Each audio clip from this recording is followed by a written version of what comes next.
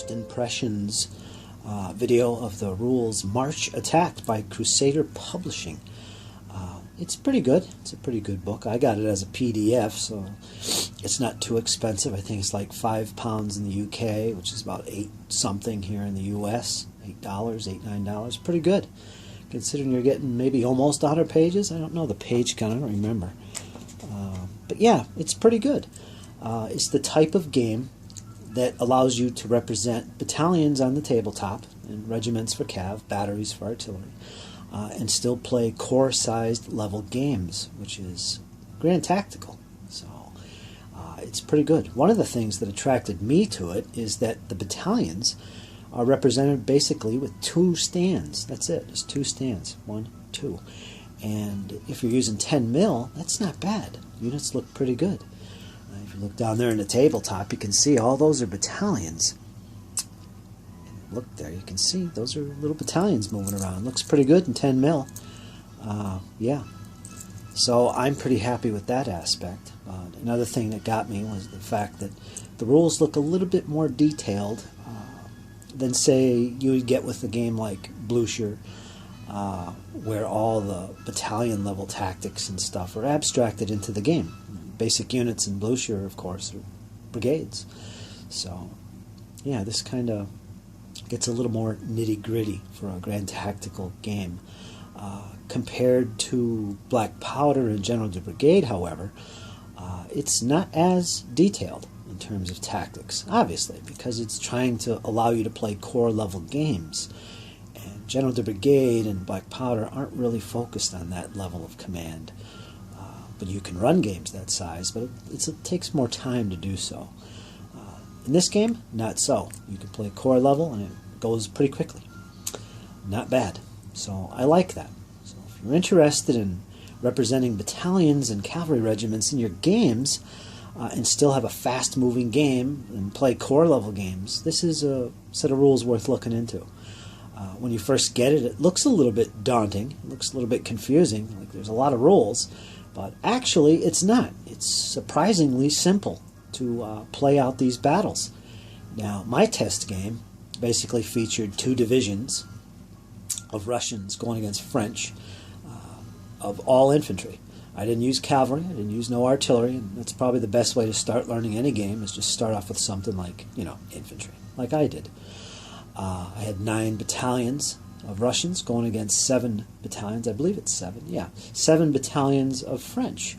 I kept all the stats relatively similar, so I wouldn't have to do a lot of brain beating. But it turned out pretty good. The game lasted about 7 turns, thereabouts, and the French were soundly defeated, once again, by my vaunted Russians. It's pretty good. The turn sequence includes strategic movement and options, as well as tactical, where the gameplay basically telescopes down to your tactical level, where battalions are changing formation and issuing fire with their muskets and engaging in close combat. The strategic part of the turn basically allows, longer distances for units to move, and it takes into account skirmishing combat, which is abstracted in this game, but is quite effective and fast to resolve.